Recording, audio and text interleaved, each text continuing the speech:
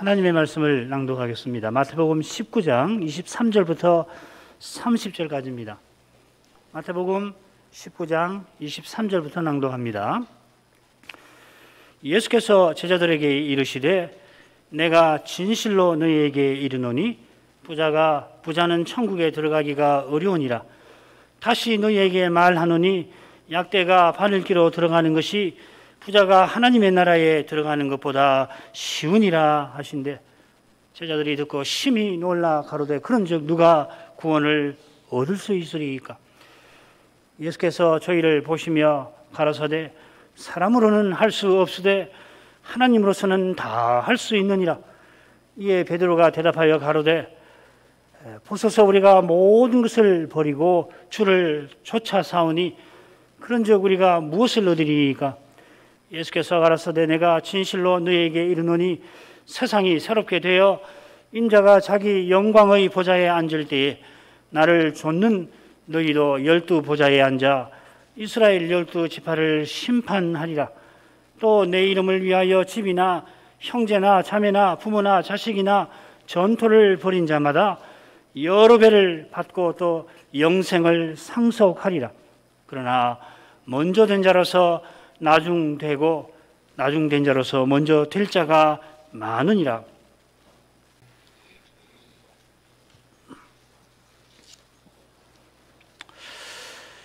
예수께서 십자가로 가시는 길에 다윗의 자손으로서 예루살렘에 입성하십니다. 잘 알고 계시는 말씀이죠. 이것은 십자가 지시는 목적이 하나님 나라에 있다 하는 것입니다. 과연 예수께서 부활하신 후에 하늘과 땅의 모든 권세를 내게 주셨다 선언하십니다. 받으신 권세는 곧 승천하신 후에 아버지 우편에 앉아서 하실 그 일을 위해서 받으신 것입니다. 그 일이 뭐냐면 그리스도의 몸인 교회를 세우는 것입니다. 이 교회가 그리스도께서 전부 안에 전부 되시는 그러한 사회가 되게 하시는 것이죠. 그리고 이 사회가 그리스도가 전부 되시는 그 사회가 하나님 나라라 할 것입니다. 지금은 이 신비한 사회가 새 사람들 가운데에서만 나타납니다. 골로새서 3장 11절 말씀이죠. 거기서는 그리스도께서 전부 안에 전부가 되시느니라.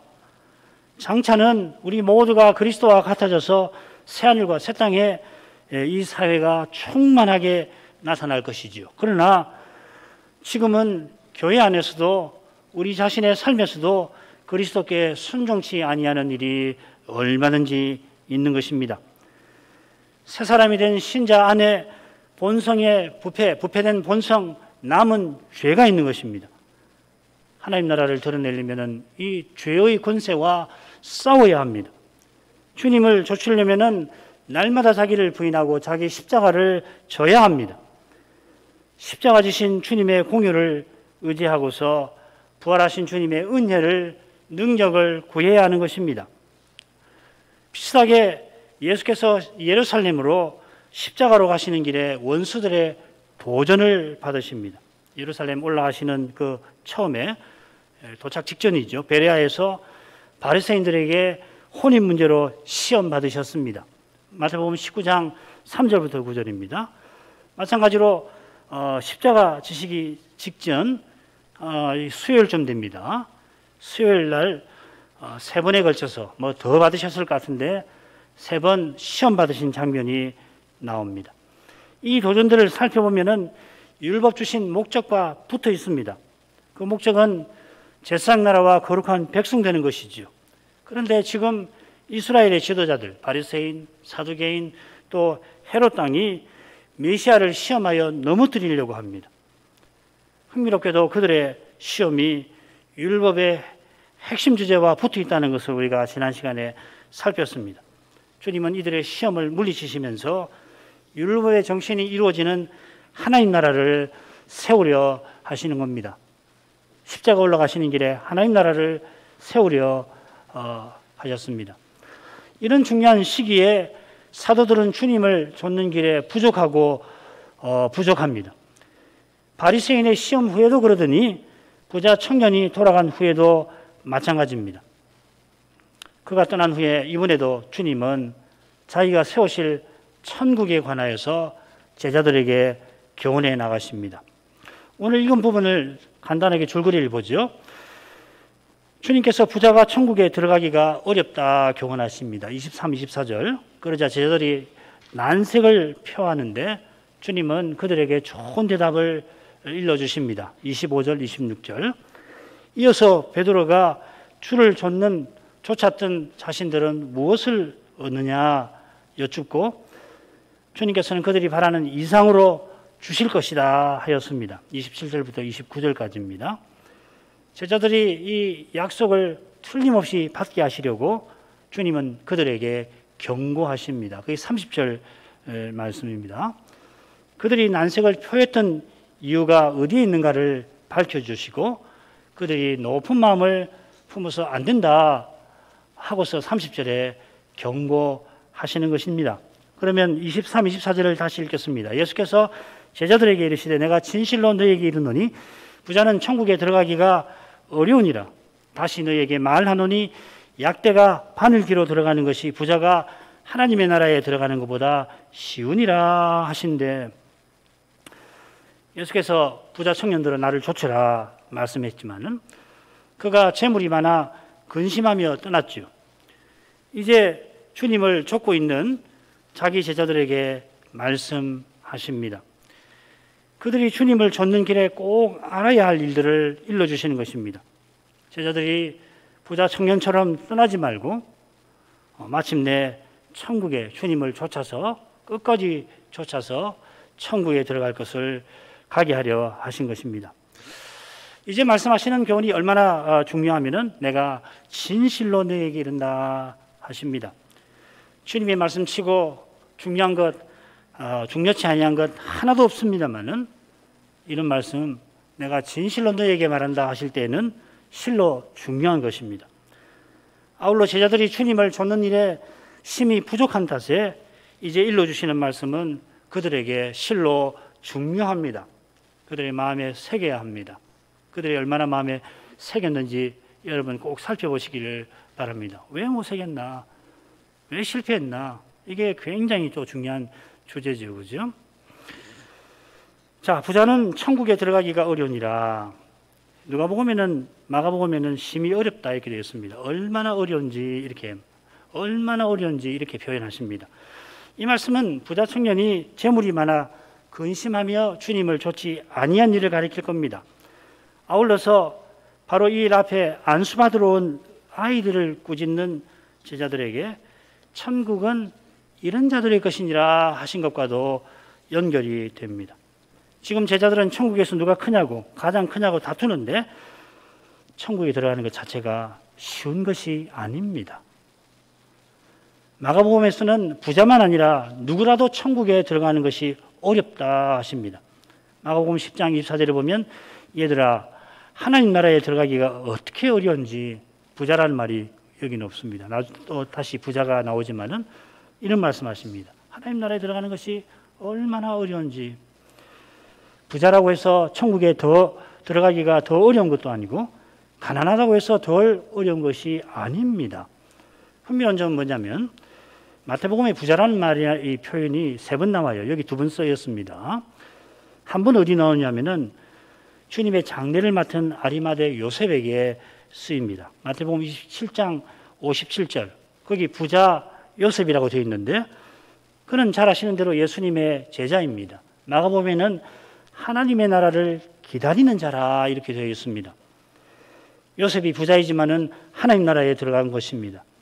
그가 부자라서 예수님의 제자가 된 것이 아니듯이 하나님 은혜로 자기의 재산을 써서 재물을 써서 예수님의 장례를 준비하였던 것입니다. 은혜가 아니면 무엇이든지 천국에 들어가는데 장애가 됩니다. 돈이 있으면 돈이 장애가 됩니다. 돈만 아니지요. 지식도 아름다움도 심지어 도덕도 심지어가 아니라 사실은 도덕이 윤리적인 삶이 천국에 들어가는데 더 어려울 수가 있는 것이에요. 주님께서 선물로 주신 온갖 것이 사람의 죄로 말미암아 장애가 되는 것입니다. 죄는 정말 무섭습니다. 죄는 얼마나 무서우냐면 하나님이 주신 손으로 악을 내놓아요. 얼마나 무섭습니까? 손을 가지고 악을 내놓는단 말이죠. 그런 점에서 무엇이 없는 것이 차라리 천국에 들어가는데 덜 장애가 된다 할 것입니다. 덜 장애된다는 것이지 도움되는 건 결코 아니에요. 가난하다고 그 천국에 그것 때문에 들어간다는 건 말이 안 되는 거 아닙니까? 은혜를 떠나서는 어떤 것도 천국에 들어가는데 기여하지 못합니다. 은혜로 들어가는 것이에요. 은혜만이 들어가게 하는 것이라고요. 반대로 은혜 안에서는 심지어 없는 것이 도움이 되기도 합니다. 핍박이죠.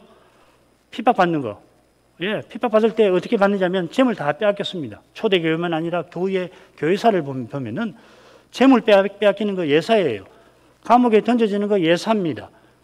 그 받는 감옥에서 받는 그 고문이라는 거 말로 형언할 수 없어요. 우리가 그런 시대를 향해서 지금 가고 있다는 거 알고 계실 것입니다. 없는 것이죠. 빼앗기는 것입니다. 그런데 그 핍박이 잘 아시다시피 유익합니다. 주님 안에서 주님께서 우리 인생의 악을 주님의 손으로 바꾸시는 것입니다. 여기에 믿음의 비밀이 있는 것입니다. 주님께서 다시 너희에게 말한다 하시며 하나님 나라에 들어가는 일을 계속 교훈하십니다. 부자가 천국에 들어가는 것을 낙타가 바늘기에 들어가는 거 거기다가 비기십니다.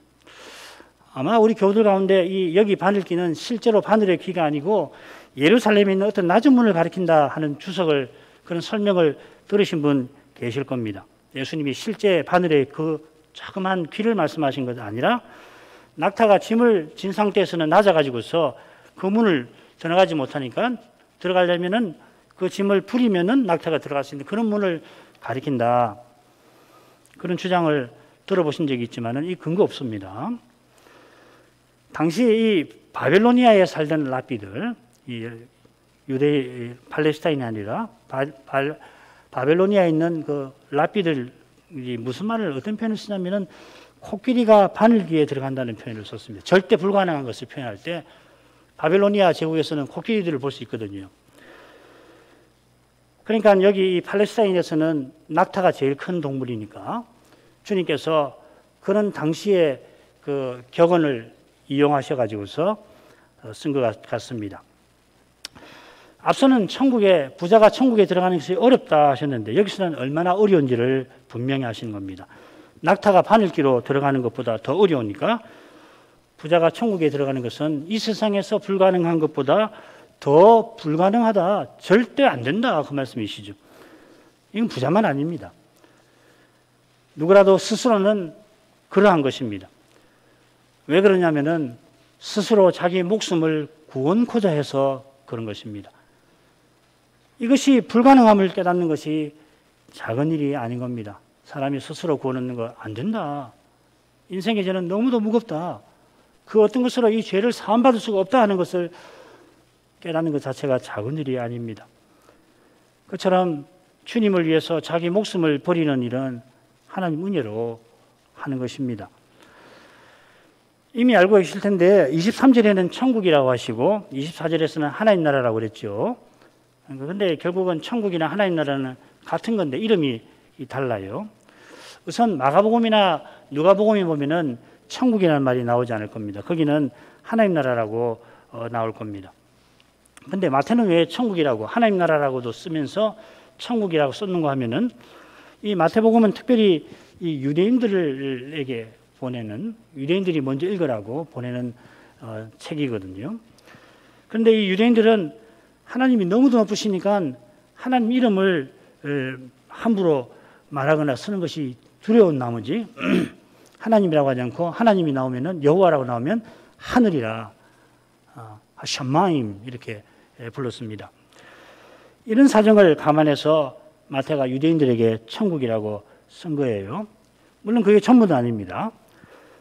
하나님 나라를 하늘나라라 한 데는 하나님 나라가 저 하늘의 거룩함, 아름다움, 고귀함이 가득한 나라임을 보여줍니다.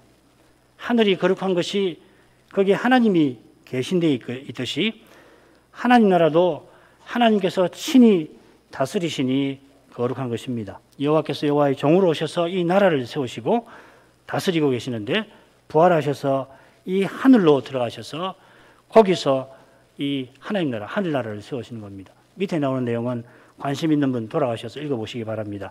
히브리서 1장 6절이 이 점에서 아주 중요한 말씀이 될 겁니다. 자, 그 다음으로 넘어가죠. 25, 26절. 제자들이 듣고 심히 놀라 가로되 그런즉 누가 구원을 얻을 수 있으리까? 예수께서 저희를 보시며 가라사대 사람으로는 할 수 없으되 하나님으로서는 다 할 수 있느니라. 이번에도 주님의 교훈에 제자들이 난색을 표합니다. 이게 굉장히 중요한 겁니다. 거듭 지금 난색을 표하는 제자들을 소개하는데 계속 십자가 질 때까지 제자들의 상태를 계속 얼마나 이 사람들이 심각한 상태에 있나 하는 걸 보여줄 것입니다. 이들은 주님 말씀을 듣고 심히 놀랐다 했습니다. 마태도 그때 자기가 얼마나 놀랐는지를 강조하면서 이야기를 합니다. 이 원문을 읽어보시면은 마태가 강조한다는 걸 알 수가 있어요. 여기 놀랐다는 표현을 마태복음에서 보면은 3번 더 나옵니다. 이것 말고 다 이 세 경우를 보면은 재미있어요. 모두 예수님의 가르치심에 깜짝 놀라는 경우입니다. 산상보험 마치실 때 무리가 놀래지요. 그 가르침이 서기관과 달리 권세가 있어서 깜짝 놀랐다 되어 있습니다. 그리고 예수님께서 두 번째로 나사렛 회당에 가서 가르치시는데 먼저 고향 사람들이 예수님의 가르침에 깜짝 놀라지요. 그리고 나중에 주님을 배척합니다. 그 다음에 마지막 시험이 3개 나오는데 두 번째 시험에 사두개인이 부활을 부인하면서 시험할 때 예수님께서 하나님 말씀을 가르칠 때 그걸 듣고서 깜짝 놀라죠, 무리가. 이번에도 제자들이 주님의 가르침에 깜짝 놀라는데 말씀드린 세 경우처럼 놀라긴 하지만은 제대로 깨닫지 못할 때 이 용어를 써요. 지금도 비슷합니다. 깜짝 놀라지만은 제대로 못 깨닫는 상태입니다. 그렇지만 제자들의 질문을 보면 예수님의 가르침이 아주 헛되지는 않았다는 걸 알 수가 있습니다. 누가 구원을 얻을 수 있으리까? 부자 청년의 질문과 비슷해 보이죠. 그러나 조금 다릅니다. 누가 그러면 구원 받는 것이 가능합니까? 그렇다면 누가 구원 받는 것이 가능합니까? 청년은 뭐라고 그랬습니까? 자기가 무슨 선한 일을 해서 구원을 얻겠습니까? 이렇게 묻는데 제자들은 구원 받는 것 자체가 정말 가능한 것입니까? 이렇게 물어요. 이런 질문은 지금 천국에서 누가 크냐고 다투는 것과 분명히 다릅니다. 다투는 때 보면은 다투는 것은 자기들이 이미 천국에 들어왔고 이제 천국이 세워질 때 누가 가장 큰가 그걸 이야기했는데 그런 것들이 과연 천국에 들어갈 수는 있는 것입니까? 하고 묻는 거예요. 이미 주님께서 그들에게 그런 상태로는 천국에 들어가지 못한다. 18장 3절 천국은 어린아이 같이 자기를 낮추는 자의 것이라 알려줬습니다마는 그때는 잘 알아듣지 못하지요. 그런데 이번에는 조금 다르긴 합니다. 조금 다르긴 하지만은 그들의 생각이 아주 확 바뀌었느냐? 그건 또 아니지요. 그건 20장 후반부에 가면 금방 드러납니다. 주님께서 가이사랴 빌립보에서 제자들이 바르게 고백하자 하늘 아버지의 은혜다.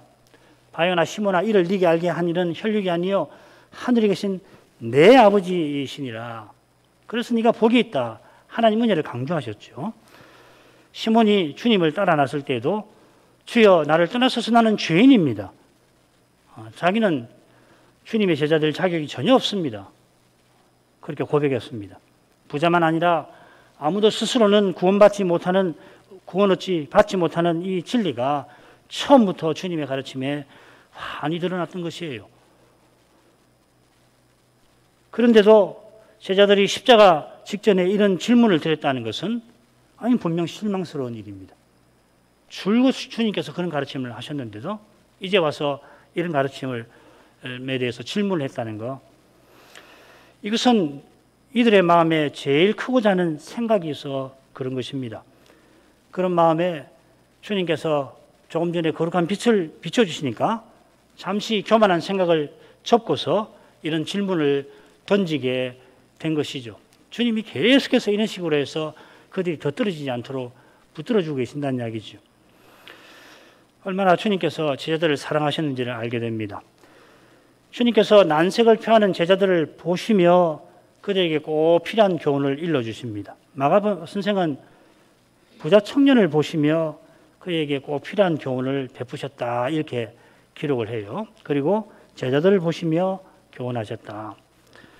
주님께서 모든 사람이 부러워할 만한 삶을 살면서도 영생 얻는 길을 묻는 청년을 사랑하셔서 그래서 그를 보시면서 주님을 쫓아오게 하려 하신 것이죠. 물론 그가 좋지는 않았지만 사랑으로 그를 대하시면서 그에게 나를 쫓아라.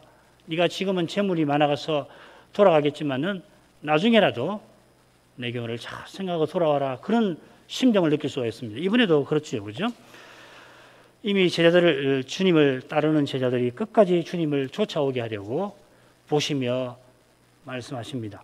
사람으로서는 할 수 없으되 하나님으로서는 다 할 수 있느니라. 오문을 한번 살려서 번역해 보겠습니다. 사람에게는 이것이 불가능하지만은 하나님에게는 모든 것이 가능하다 하셨습니다. 조금 더 분명하게 대조가 되죠. 그죠? 사람들에게는 이것이 불가능하지만 하나님에게는 모든 것이 가능하다. 이것은 사람이 구원받는 것일 것입니다. 사람이 구원받는 것이 사람에게는 불가능합니다. 주님께서도 사람이 자기 목숨을 구원코자 하면은 이럴 것이라 하셨습니다. 사람이 스스로 구원하고자 하는 이것이 실은 가장 구원받지 못할 일이죠. 하나님의 의와 정반대되는, 가장 반대되는 것은 사람의 불의가 아니라 사람의 자기 의입니다. 이걸 깨닫는 것이 굉장히 중요해요. 로마서를 이해하는 데 있어서 믿음으로 의롭다함을 받는 도리를 깨닫는 데서 이것을 이해해야 되는 것이거든요. 하나님의 의에 정반대되는 것은 사람의 불의가 아니라 사람의 의예요. 스스로 구원하고자 하는 사람은 구원에 이를 수가 없는 것이 교만이 그래서 무서운 것입니다. 사람이 스스로 선을 행해서 구원을 얻고자 하는 것은 자기가 헐수할 수 없는 죄인임을 인정치 아니하는 겁니다. 날마다 스스로는 죄책을 더할 뿐이라는 것을 보지 않는 것이에요. 이런 교만한 사람을 하나님은 불쌍히 여기실 수가 없습니다. 오히려 하나님께서는 이 교만한 자를 낱낱이 낮추신다 하셨습니다. 당시 바리새인이나 그들의 교훈을 따르는 백성들만 아니라 누가 큰가 다투는 제자들도 주님의 이런 가르침이 절실한 상태인 겁니다. 사람으로는 할 수 없다는 이 가르침을 제대로 깨닫는 이는 하나님으로서는 다 하실 수 있다는 말씀에서 소망의 빛을 보는 것입니다. 주님께서 사람에게는 이것이 불가능하다. 거기에 대조해서 하나님께는 이것이 가능하다 하는 게 아니라 모든 것이 가능하다 하셨습니다. 같은 내용인데 결국은 여기서는 모든이라고 했어요. 하나님 은혜를 바랄 수 없을 만큼 낙담되는 것들에 하나님의 사랑은 여전히 우리에게 구원과 소망의 빛을 비추는 것입니다. 우리가 주님의 십자가로 구원을 받았습니다마는 이 십자가가 실은 사람의 생각을 아예 넘어서는 일입니다. 우리 가운데 아무도 이 십자가를 생각한 사람 없습니다. 생각한들 어떻게 하겠습니까? 오직 하나님께서 영원한 가운데서 이 신비한 내신 것입니다. 그처럼 우리가 하나님 은혜로 주님의 십자가를 분명히 깨닫습니다마는 우리의 깨달음은 이 십자가를 정하신 하나님의 그 뜻에 미치지 못해요. 그렇기 때문에 우리의 깨달음은 어떤 힘든 현실에서 막다른 골목처럼 될 수가 있습니다. 내가 예수 믿는다고 이렇게 잘 믿는데 이게 뭐냐? 이럴 수 있단 말이죠. 내가 예수님을 남 못지않게 열심히 믿는다고 믿는데 이 현실을 어떻게 볼 것인가? 거기서 나가가지고 낙담하고 심지어는 신앙에서 크게 추락하는 경우도 있을 수가 있단 말이죠. 우리 깨달음은 그 자체는 별거 아니에요. 우리 깨달음으로 구원 얻는 거 아닙니다. 믿음은 구원의 수단이지 구원의 근거가 아닌 거예요. 구원의 근거는 그리스도이신 겁니다.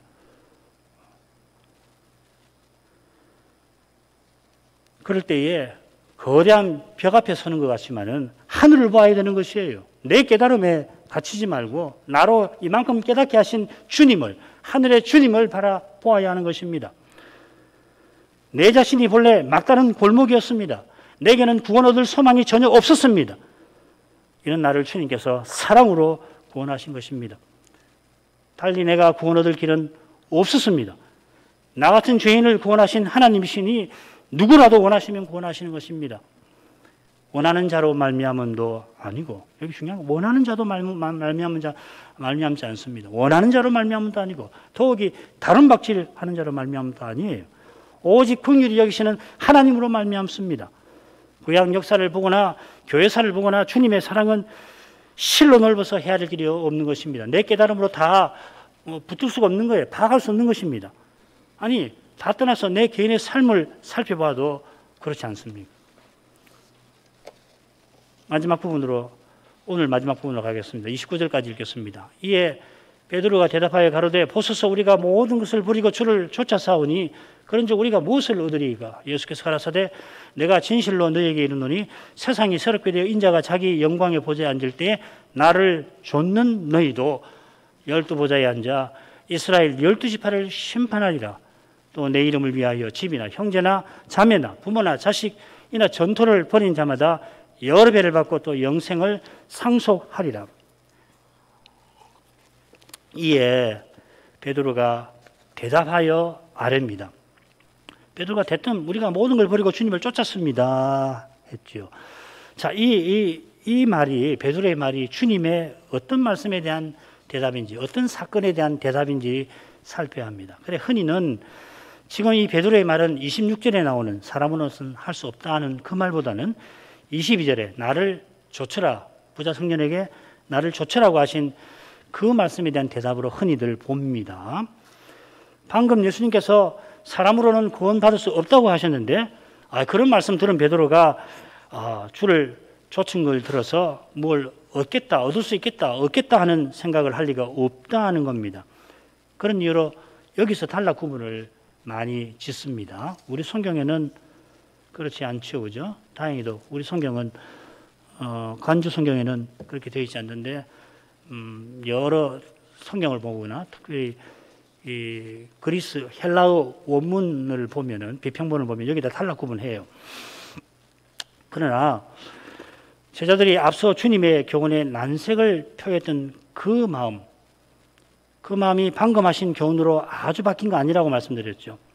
사람으로서는 할 수 없다 하셨지만은 제자들이 여전히 천국에서 누가 큰 자인가, 누가 가장 큰 자인가, 가장 큰 자가 되려는 마음을 버리지 않았습니다. 조그마하게 나오면 나옵니다.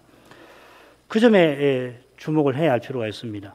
주님께서 그 마음을 고쳐주시려고 영생을 상속할 거다 했지만은 그러고서는 먼저 된 자로서 나중될 자가 많을 거다 경고하시는 것입니다. 제자들의 말과 태도만 봐서는 과연 사람으로서는 아무도 구원받지 못할 겁니다.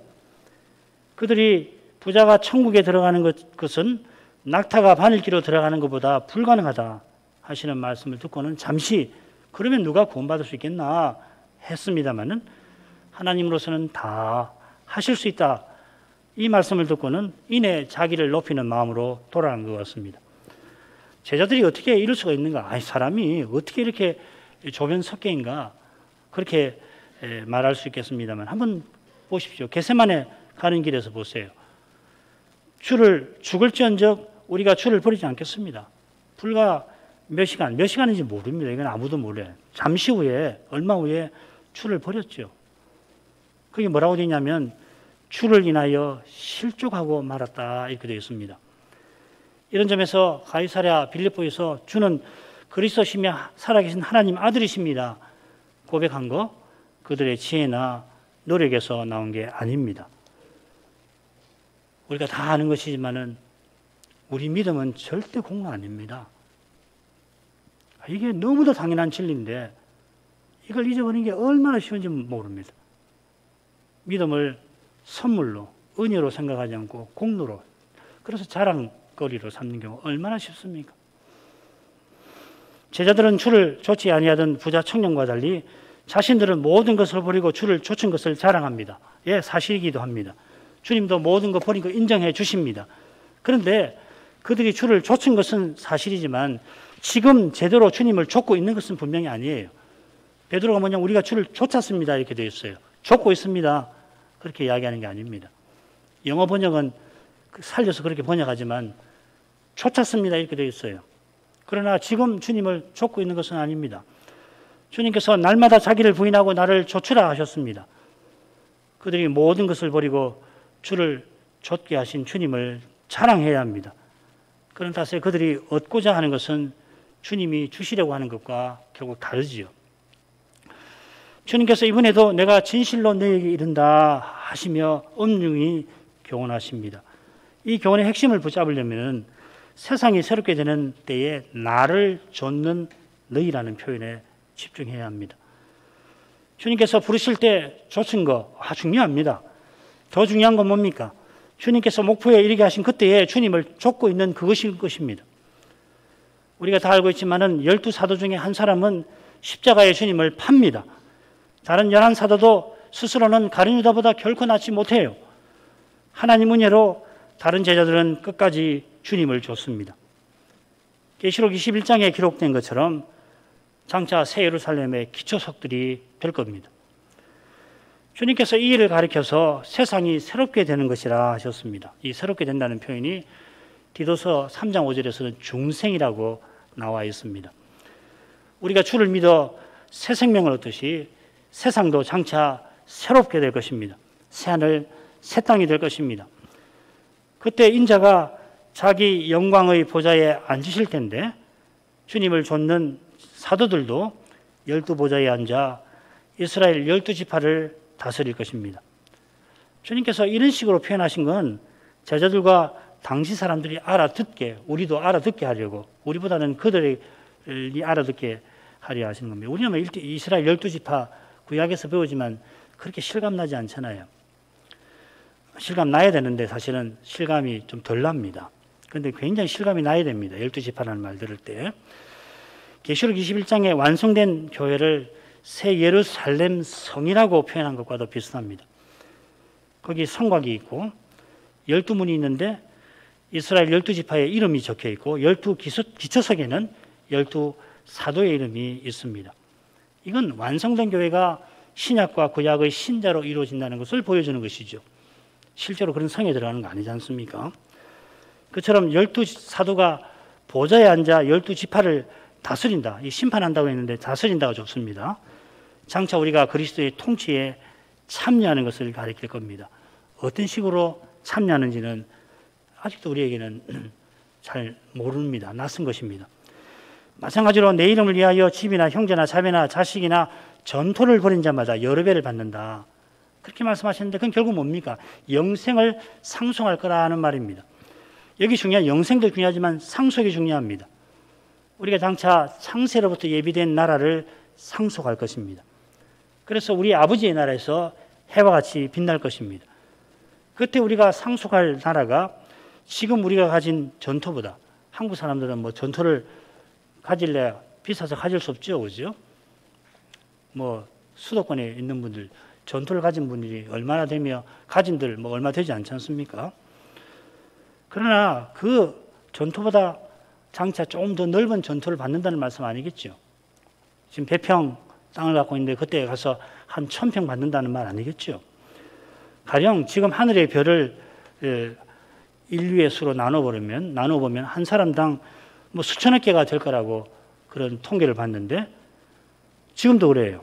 지금도 하늘의 별들을 인류의 수로 나누면 한 사람당 수천억 개의 별을 소유하는데 그보다 더한 것을, 그보다 훨씬 더한 것을 우리가 장차 얻을 겁니다. 우리의 관계도 가장 친밀하고 아름답고 거룩한 관계보다 지금 가장 친하고 가장 아름답고 가장 순결하고 거룩한 관계를 맺고 계시더라도 그것보다 비할 수 없는 그런 관계에 우리가 장차 들어간다는 겁니다. 생각해 보십시오. 우리 모두가 그리스도와 같아졌을 때에 우리가 맺는 관계가 어떠하겠습니까? 주님이 우리를 얼마나 사랑하시는지를 깨닫는 만큼 아마 헤아리겠죠. 그래도 다 헤아릴 수가 없는 겁니다. 이런 복은 내 이름을 위하여 버리는 자에게 약속되어 있습니다. 지금 사도들이 모든 것을 버리고 주를 좇은 건 사실입니다만은 과연 주를 위하여 그리한 것인가? 지금 정말 지금 주님을 위한 것인가?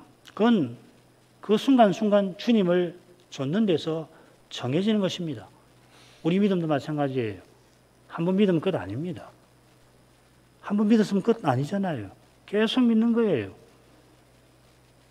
내가 구원받은 것을 어떻게 알 수 있나? 내가 지금 그리스도를 믿고 있는가 하는 걸 결정되는 거라고. 그렇지 않고 내가 과거에 무슨 경험을 했던가, 내가 과거에 예수를 어떻게 믿었던가, 그 경험이 보장해 주는 거 아닙니다. 그 기억이 정확하지 않을 수도 있어요. 지금 내가 예수 그리스도를 믿는가 하는 게 중요한 거라고요. 그런 점에서 제자들은 심히 위태롭습니다. 그들에게 절실한 것이 주님의 교훈입니다. 매 순간 주님이 주시는 말씀입니다. 그 말씀을 겸손히 듣고 깨달아야만 이 위태로운 데서 벗어납니다. 우리도 마찬가지죠. 믿음이라고 하는 것은 순간이에요. 항상 주님을 의지하는 거거든요. 주님을 의지하지 않으면 우리 믿음은 그냥 떨어지는 것입니다. 늘 말씀을 가까이 해야 해요. 기도해야 합니다. 깨닫게 하시면 깨닫게 하신 대로 기도해야 되는 겁니다. 깨닫게 해달라고 기도해야 됩니다. 날마다 그리 해야만 그들이 끝까지 주님을 좇습니다. 이걸 일깨우시려고 주님께서는 먼저 된 자와 나중된 자 말씀하십니다. 오늘 오후에 비유를 통해서 이건 좀 더 살피십시다. 기도하겠습니다. 거룩하신 아버지, 부자 청년이 모두가 부러워할 만한 삶을 살면서도 영생 얻을 길을 찾다가 주님께 왔는데 주님께서 영생 얻는 길, 곧 주님을 좇는 길을 보이실 때에 재물이 많아 근심하며 떠나고 말았습니다. 그런 그를 보던 제자들이 부자가 천국에 들어가는 것이 이 세상에서 불가능한 것보다 더 불가능하다 제자들에게 말씀하셨습니다. 누구보다 주를 믿을 것 같은 사람도 스스로는 주님께 나오지 아니합니다. 사람에게 주신 온갖 선한 것이 아들을 주신 아버지의 사랑을 일제히 가리키고 있지만은 그 아들을 참으로 믿는 자만이 주신 모든 선한 것에서 아버지의 사랑을 깨닫습니다. 오직 은혜로만 죄인이 구원을 얻습니다. 제자들이 그런 은혜를 맛보고 모든 것을 버리고 주님을 쫓았지만은 주님의 말씀과 행적에서 계속해서 그 은혜를 깨달아가지 못할 때에 자기가 모든 것을 버리고 주를 쫓은 거기에 매였습니다. 그런 마음이 있으니 천국에서 누가 크냐고 다투고 있었습니다. 이런 그들을 불쌍히 여기신 주님께서 누구보다 크고자 하는 그 마음을 바로잡아 주리하셨습니다. 제자들이 십자가 지신 그때에도 이 마음을 버리지 아니한 탓에 주님을 버리고 주님을 인하여 실족합니다마는 주님께서 그들을 붙들어 주셔서 마침내 이런 마음을 다 버리고 온 세상에 나가서 오직 그리스도를 다 전한 줄 압니다.